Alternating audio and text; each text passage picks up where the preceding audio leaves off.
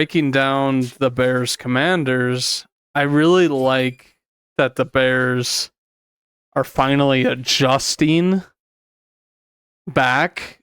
I mean, I wouldn't even say back, I guess, to the strengths of Justin Fields, but they're giving him a lot more like flexibility with what he does.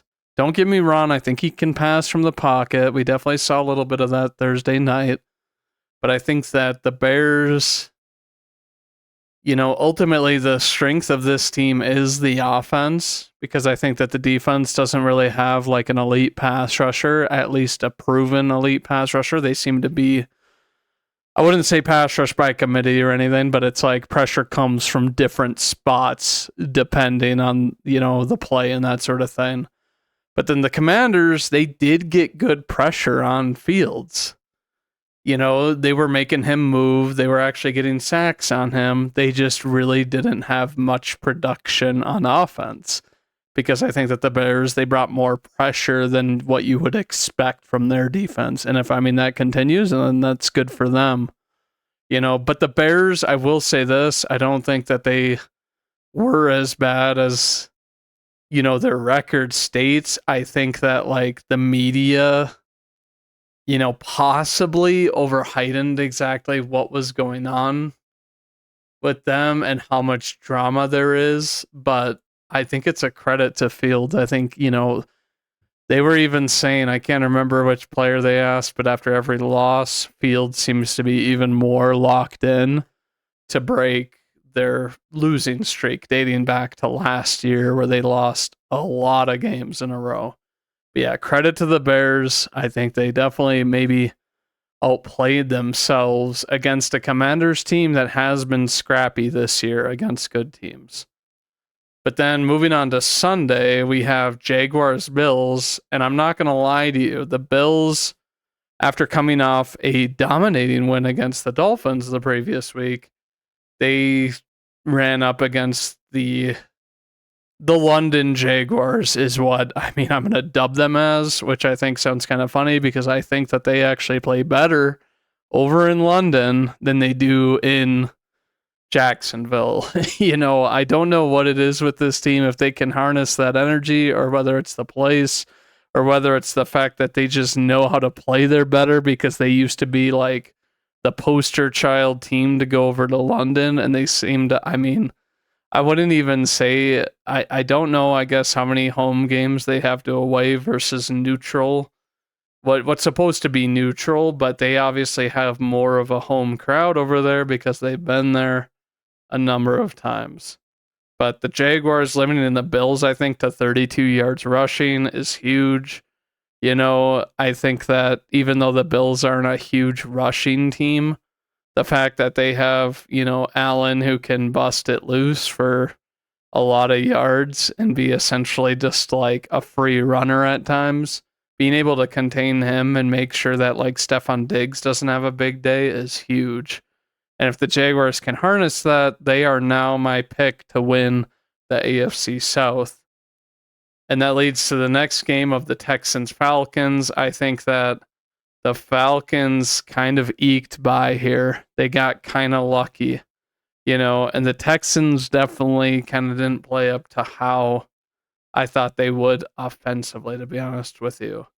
But still, the Texans doing really well. I'm trying to remember the receiver that's doing really well. But I think that they just weren't able to put as much points on the board as they needed to.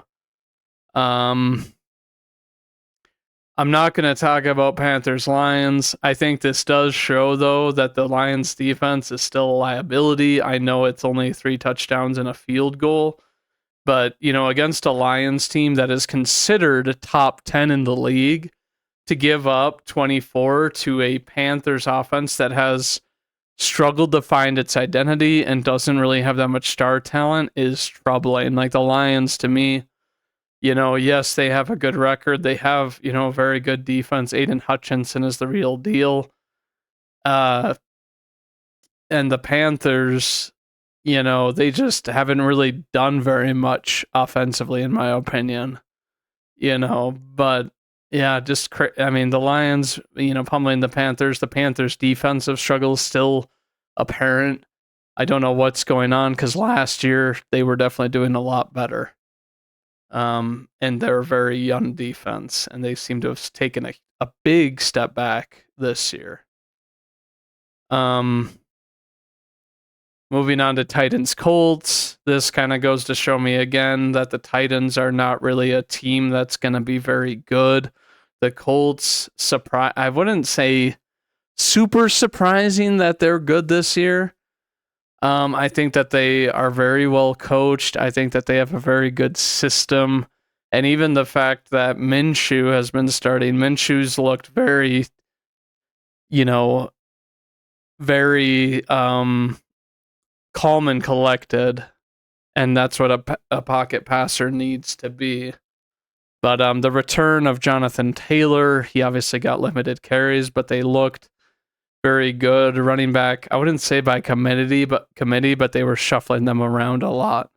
And it's good that they have him back because he is obviously their best offensive player, besides like at a skill position, I'll say, because obviously Quinn Nelson is probably a better left guard than Jonathan Taylor is at the level of his position, and especially not having played or been at training camp. So they're going to have to ease him in before he is who he was. But yeah, the Titans, I don't know what to say. You can't put up points. Your division rival, yes, you're visiting, but the Colts could have a sneaky win possibly to win this division, in my opinion, having the same record as the Jaguars up here. But moving on, I'm trying to think of some other games to play. I'll just say this. I think the Patriots overall, I just think that you can't win with a QB that just doesn't have any, big play ability. And I mean, it's bad for Belichick. Who knows? I mean, this could be that they fire him this year. It's the worst 2-game stretch where they've scored 3 points over the last 2 weeks. And I mean, the thing about it is the Saints do have a stout defense, and the Patriots just don't really have an offense that can go up and contend, to be honest with you. Ravens Steelers, this is probably one of the biggest shockers to me of the week. Ravens losing, and essentially Lamar Jackson, I wouldn't say throwing the game away, but the defense, Joey Porter Jr. making an outstanding grab. It makes me wonder why they weren't starting him at the beginning of the year. But he's allowed, it's a 0 QBR and he hasn't allowed anything. So it's kind of insane, especially considering he was drafted later in the first round. Not to say he's not a good talent, but it's like, if you can draw parallels to how Sauce played last year, and obviously Sauce didn't have a 0 QBR when he was targeted, even though it was, pretty low, and it was dumb to target Sauce or whatever receiver he was covering last year. But yeah, it's crazy that we've gotten 2 guys that apparently look like insane lockdown corners, that if, Joey Porter has this insane year this year, he could look like, potentially, I wouldn't say the best corner, but top 5, which is crazy. But yeah, the Steelers being able to win this is huge for them. This division is crazy record stacked with the Browns, and then the Browns and the Bengals. The Bengals obviously being later, which, if you had told me through 5 weeks that the Bengals would have been dead last with a bunch of 3 and 2s, I believe the rest of them are, then I would have called you crazy. But this division, who knows who's going to win it. And then, we have Bengals Cardinals. The Bengals, I remember watching at the beginning, it looked like they were struggling at the beginning, finally able to break out at the end. I think that this, I think the Bengals are starting to, feel the pressure, because if they lose to the Cardinals here, which, essentially a trap game, making you look really bad, and then you drop to 1-4, excuse me, and then you're a worse record than the Cardinals would have been. That's just insane to me. But yeah, the Cardinals continuing how they're playing scrappy, but then ultimately the Bengals exploiting them at the end of the game. Eagles-Rams was an interesting game for me that I was like, this is a chance for the Rams to kind of prove that they can be a team, that can compete, at a high level. I think they did all right. I wouldn't have expected them to be able to win this game, to be honest with you, but I think that they did all right considering they're up against, one of the two undefeated teams going into the week. Moving on, we have Jets Broncos, and this game is the ultimate, potentially revenge game where, Hackett, obviously the offensive coordinator of the Jets, not the head coach, going up against Sean Payton, who just discredited him heavily in the offseason, saying how it was the worst head coaching job in NFL history and all this. And then ultimately Russell Wilson blows the game because it's like I said, I think that Russ I think he just has such a big ego that it prevents him from playing sound football. And, he overestimates himself or underestimates the other team, whichever it is. It's like, I don't care. But throwing a pick six at the end when they should have been able to at least tie it, But yeah, the Broncos, not going to lie, what a joke. What a joke for them to lose to the Jets, to drop even further. Obviously, I'm going to talk about them a bit more going into Thursday night against Kansas City. This is not how you would have wanted your season to start. And it's like, I would have had them pegged to win this game, even though I dislike Russ. I think that the Jets offensively, it's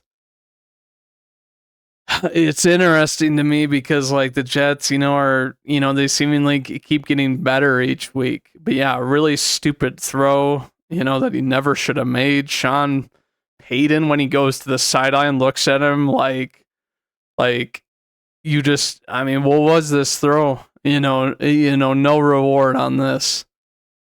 Going on to the next game, we have Chiefs Vikings in Minnesota. And the Chiefs ultimately just playing systematic football, dominating this team. The Vikings, who were the number 2 seed last year. Justin Jefferson, unfortunately, getting hurt, getting put on IR, so he's going to mix the next 4 games. I think this is the point where the Viking season could potentially be over. Because even if you go 2-2 in these next 4 games, then you're still gonna be 3-6, and so you're still behind 500 by 2 games, and then it's without Justin Jefferson. I'm sorry, but he is their offense. The fact that they traded, they traded away. Or released Dalvin Cook. I'm sorry. Holy crap, am I mixing up my things? They released Dalvin Cook, getting nothing for him, saying that the running back that they had was going to be fine. And then they go out and they trade for Cam Akers because obviously they're not satisfied with the running back room that they have. And Akers has looked, he's looked, all right. Maybe a change of scenery with him because he did seem to have, I wouldn't say bad blood with the Rams, but they were ultimately just ready to move on. Maybe there was some, things that went on there that made them we need to just trade this guy. And, they didn't really get too much for him, but at least they got something, which is tough in the running back market, even for perennial running backs. Where you look at Jonathan Taylor and nobody was going to take him. But maybe it's because the Colts asking price was too high. But yeah, the Vikings losing this game at home. They've already lost, I think, at least 3 at home. So it doesn't look very good for them, going late into the season, and with and that sort of thing. Even though I think their right tackle, Brian O'Neill, has played really well, and now there's talk of Kirk Cousins getting traded. But yeah, Chiefs, Vikings, the Chiefs just handling them, never really giving them a chance to win, even though it was only a 7-point difference. Now, the game of the week that I think was a shocker to most, even though I think that the Niners going into this game, obviously they were the favorites. I mean, there's no questioning that it's like you look at the Cowboys and the Niners just have a more loaded team. The Cowboys, don't get me wrong, they have a good running back, Tony Pollard, but he is no Christian McCaffrey. And then it's like you have CeeDee Lamb, Gallup, and I forget their third wide receiver's name, but it's like the Cowboys. But then you have Brandon Ayuk and Debo that are used very well with Kittle. You just have so many weapons, and I do think that Dak he's just not a good quarterback. I'm just going to come out and say it. My honest opinion on him is that Dak, he can't not throw bad picks. To me, I mean, it's like his mental gets destroyed. You can kind of tell that when he makes mistakes in games.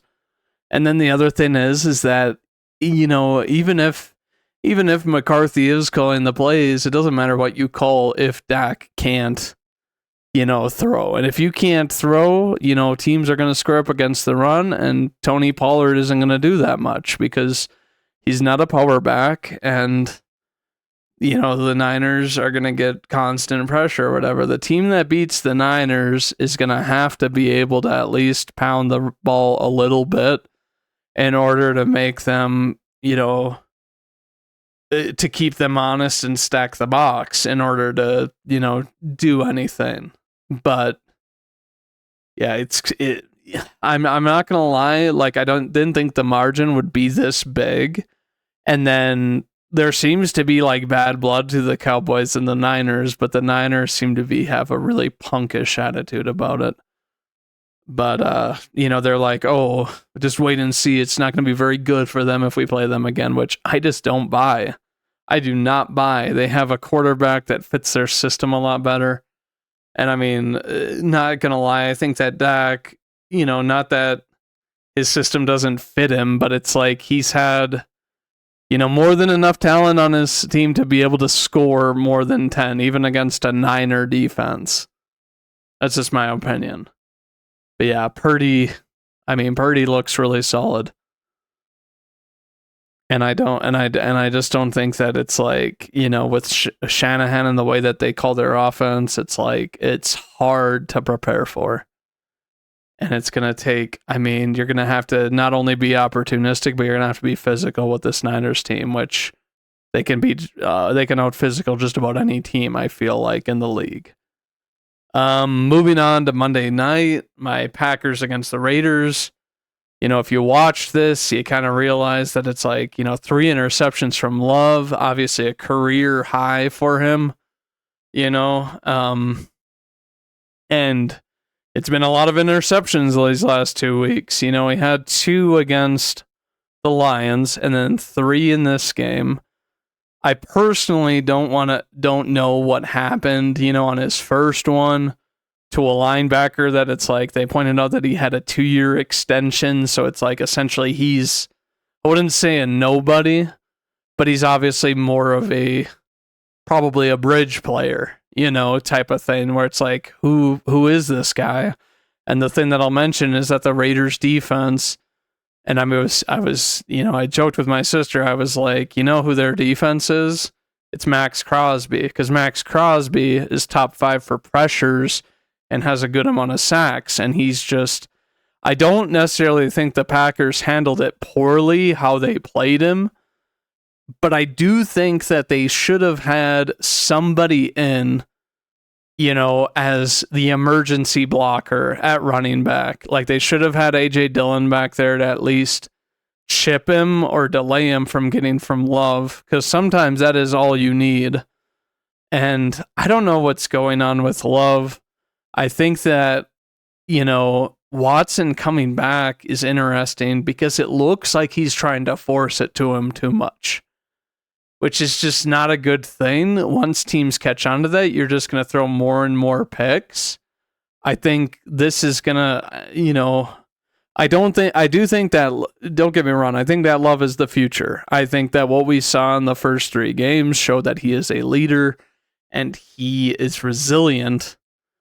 I don't necessarily think the play calling is too bad, but I think that he's got to be a little bit quicker with his decisions. I think that he's got to stop trying to get it downfield so much, because there was definitely some times where I feel like he should have just dumped it to the running back or the flat route or something shorter in the game. But the Raiders, I'll say this, I think that Garoppolo played a lot better. He obviously, he had a pick, Rudy Ford ultimately played it and tracked that wide receiver across the field. The Packers defense got a good amount of pressure on Garoppolo. There were a couple of times that he wanted to go out on the run and couldn't really get anything off of it. I think that there's a good amount of positives even from the Packers in this defeat, that you can't take away. I think that even though Quay Walker went out with an injury, I think that he was playing well at the beginning of the game, and I think that he's played well all season, being the leading tackler, being a strong tackler, and that sort of thing. And then I think that you look at the team, and they overall didn't give up too much on defense. But I think that what they said on about the offense of the Packers having no identity is really, has really, I guess, hurt them. We ran the ball with A.J. Dillon quite a bit. One thing I will mention, of who knows, maybe this is why the game plan was just so bad, is that it seemed like they had, somebody had said that they had banked on Aaron Jones playing, when obviously he tweaked something, to where he was a complete no-go from having very, very limited snaps against the Lions and was used almost more as a decoy that game with play action, which didn't go well either. But I think that LaFleur needs to realize that he needs to have some sort of a game plan. If Jones doesn't play, he needs to maybe try to get these wide receivers out in more open space, get Luke Musgrave, who he apparently got really, really mad at for some reason. I still don't really know what it was for, to be honest with you, enough to pull him and put in, gosh, I can't even remember his name, but like the fourth tight end besides Kraft, DeGuara, and Musgrave, where he had his first NFL catch and he looked good. I mean, he looked good on it, playing really smart and staying in bounds for extra yards after making a guy miss. But the Packers, the defense is playing, pretty well, and people still want Barry fired. I kind of get it, but I think that that's kind of I do kind of get it, where it's like he has, the safety 10 yards off the line, and then the guy was ultimately able to power his way through Rudy Ford in order to get the touchdown on that one play. I think it's a little bit of an over-exaggeration, don't get me wrong. And then obviously people want to make fun of Preston Smith on Davante. I do think that's ridiculous. If you're going to put a linebacker on Davante, it might as well at least be one of these faster guys, because they obviously have Van Ness and Gary. Not to say that those guys should ever be dropping back into coverage. But yeah, my goodness, I don't know what to say. I think the offense doesn't really, they don't seem to feed off the energy of the defense, to be honest. And you usually see that with teams where it's like, even after Ford got a pick or whatever else, they just seemingly didn't. They just don't look like they play with a lot of energy. I mean, I do think that the O-line is doing pretty well, to be honest with you. I think Jenkins coming back helped a lot with the running game, because he didn't have any of these guys getting a free run on A.J. Dillon, and he was actually having a pretty good ground game. And I mean, I think the defense of the Raiders caught on to that, and I definitely think that they're better against the run than the pass. I think that, even though they have Marcus Peters, who's a, wily vet who's been in the league a while, who's pretty good, I think the rest of their secondary is pretty unproven, to be honest with you, where it's like, how many of these guys, have really like secured their spot on the roster if they were to get someone better. But yeah, kudos to the Raiders. I think that, people don't give the Raiders really any credit when it's like clearly they have some offensive weapons. They've had trouble with their O-line, which always gives makes operating on offense, immensely harder. And they did what they needed to do to win, to keep a lead and stay competitive and keep moving the chains. It's not always pretty, and you don't always score a ton of points, but Jakobi Meyers, I'm not gonna lie, I was honestly kind of sick of hearing his name near the end of the game, but he kind of showed that he can be that little spark plug gadget player where you're dipping it down to him low. And I know that Davante Adams had a quiet night. I really think that he maybe should have had some more catches, but it kind of goes back to how they say that, like, I guess, Garoppolo doesn't really work outside, which, the offense for them looks very simple: run slant plays and dip and dunk to these smaller wide receivers going over the middle, which Davante can do. So I don't know why they wouldn't plug him in more when he's so good after the catch and so good with his legs and making guys miss. But yeah, overall, I think just a Packers game that got away from them, where it's like it's been that way for, a few weeks now, where it's like the offense just doesn't seem to have any juice. But that wraps up, I did say I was going to go over select games, but that's my opinion on every single game here. And we are now going to move on